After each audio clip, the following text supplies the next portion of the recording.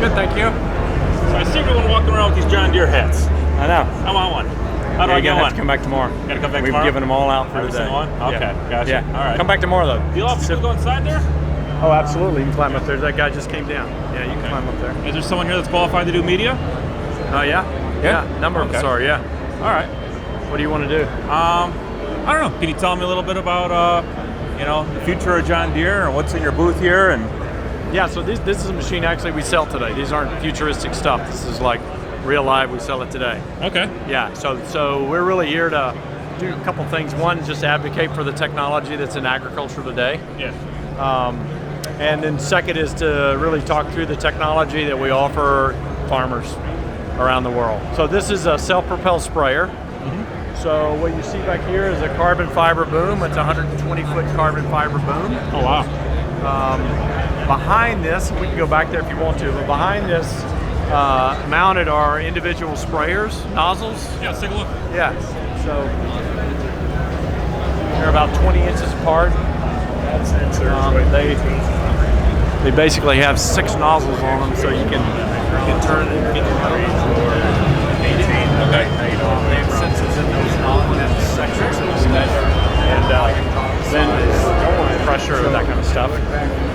So this is meant for strictly irrigation or pest control too, or? Yeah, so you would use this for really 2 main reasons. Number one, you would use it for nutrient application. If you want to help the plant grow, you put fertilizer on it. And then secondly, you apply liquid to kill weeds or kill bugs. Yeah. That's kind of what you have to do. This is, so across this whole machine, you would have about 400 sensors on this machine. It also has it has a 4G modem to get the data off of that machine. Yeah. It also on the front has a GPS receiver that receives satellite information so that it can be self-driving once it goes in the car, once it goes in the field. So. Wow. How big are those tanks on there? I don't remember how big that tank is. It's pretty good. And then there are individual tanks in the back. So the big tank is mostly water, or would be water, and then the chemicals there, and then it does the mixing live when it happens. So, You said this had some GPS technology built. Is that it up there? No, yeah, that's a GPS receiver. Hey, Jen, Hi. this guy's doing a little media work. So Hey. How's it going? Nice to meet Doing you. well, thank you. Doing video and interviews, or? Yeah, so I'm actually an automotive type channel, and that's kind of goes into my channel, and Yep. I had actually briefly worked for Exelon in their wind department. Okay. John Deere owned a bunch of wind farms at one point. Yep. Exelon Yep. bought them over. Oh, so I was out interesting. in Des Moines, Iowa. Okay. So I know That's that where I'm based John Deere out of. has a good kind of vision for the future of Yeah. This is actually sustainable built in and stuff like built that. in Ankeny.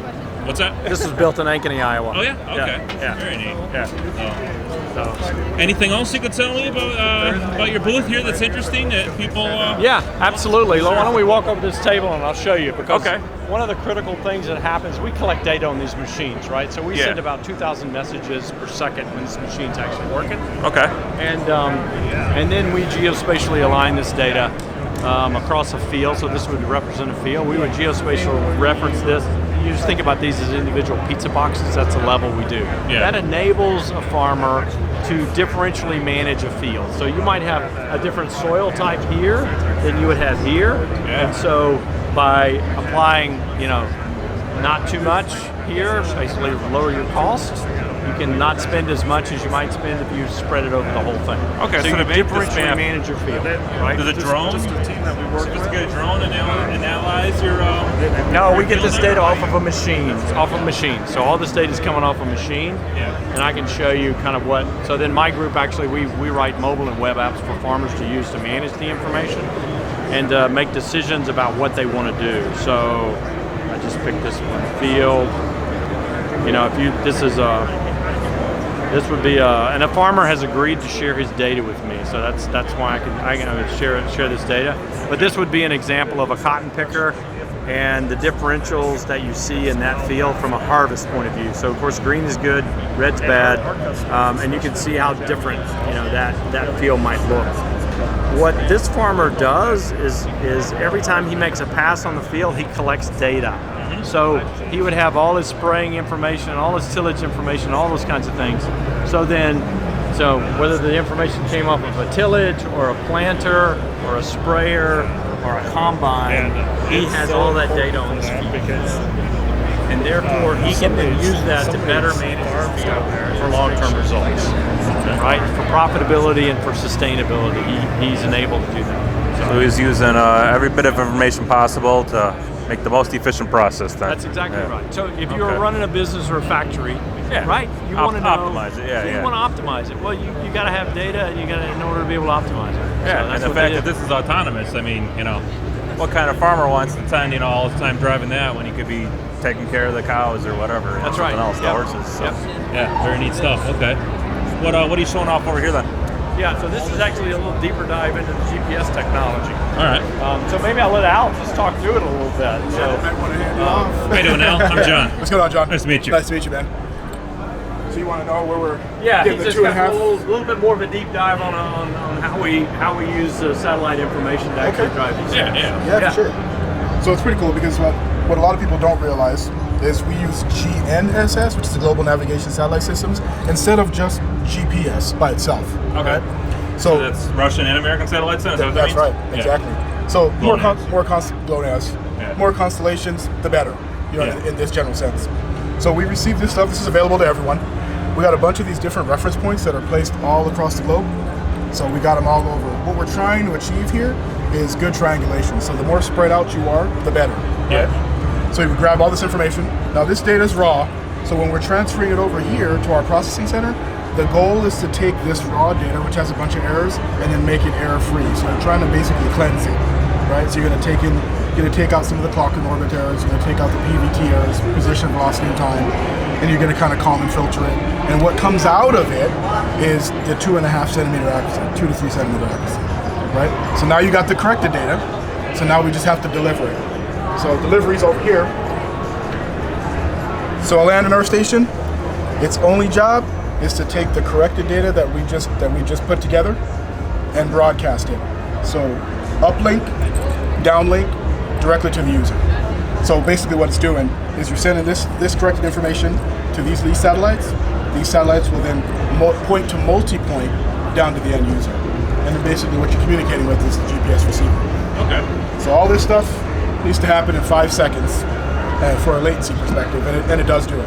Now, is this something that could be adapted to your current agricultural equipment, or is this only coming on new models then? No, this is current. This has been in the market for about 20 years. Yeah. Oh, is it? Okay. Yeah. All right. We've gotten better, right? Yeah, but exactly. 20 years. We've been doing this for 20 years. All right. What's over here then? Thank you. Yeah, you bet. Yeah, so maybe we'll walk back here. So this is kind of future stuff that we're doing, right? Yeah, Near this is what I want future. to see. Everyone loves the future. Right, so this is really how we're applying deep learning for agriculture. Company we purchased called Blue River on your left there. That's just a prototype of what they have. They use essentially a camera vision to take pictures of weeds, and you identify those weeds, and you feed out those seconds, and you got to spray them. So those solar lights on it. Only spray where the weed is. So that's like an inkjet printer, only it's delivering chemicals to certain points. And so the process you go through, of course, you need large data sets. You need a lot of diverse pictures of weeds in order to identify what they are. You need experts to identify different stages of the weed, they look different at different stages. So what are they? We have agronomic experts that go in and do that. And then in real time, you need to be able to say, this is a cotton plant, this is a weed. So how do you actually identify that as a weed? That's the bad guy. How do I spray the bad guy? Right? That's kind of how this works. We're using the latest techniques that others are using around AI and machine learning to do that work, right? So we use CNNs in order to do the work, and then of course you got to push it out to actually make it happen. So, yeah. I feel like this is like Terminator or RoboCop, analyzes who's friendly and who does. But all for good, right? So all to feed the world, yeah, right? Yeah. So this is all really focused on how do we do this so that we can make our plants grow to get the most optimal yield to help feed and clothe the world. So it's really and important. if you can kill a weed right away, that's just that space it's taken up, that's nutrients and water it's taken up. That's exactly right. That's less money than Yep. And a healthier plant, right? Yeah. You got a healthier cotton plant or a healthier soybean. So Very cool. I did not know that this was happening in the world of agriculture. Yeah. Just you go to the grocery store, you buy your carrots, and you just don't think That's about right. it. You don't think about it. Yep. Okay. Yep. It's cool stuff. Anything else here that might be of interest? What else? What's that in the cab? Is there anything else here that is find interesting? Or? Oh, I don't know. I think you probably enjoy getting up in the cab and looking around a little bit. Yeah, I'll do that. Can I just help myself up there? Or? Yeah. Okay. All right, sure. Nice meeting you. Thank you. All right, I will indeed.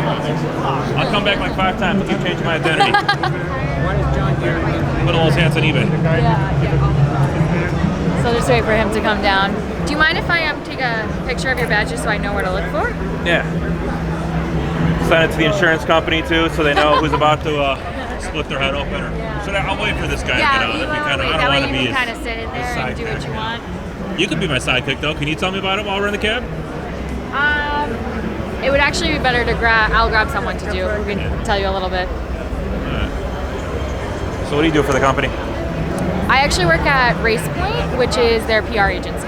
Oh. So I don't work directly at Deere. The first time I applied, I do all the first interview and ask them. You're not based out of Iowa, are you? No, Boston.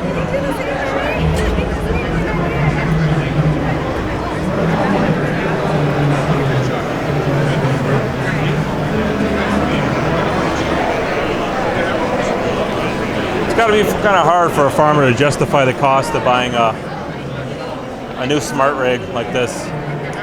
Yeah, well, I think also part of it though is that you don't necessarily have to buy the full machine, right? So some of these updates and technologies can be updated over the air. They could be, there's other ways to get some of this tech without having to make that investment. Yeah.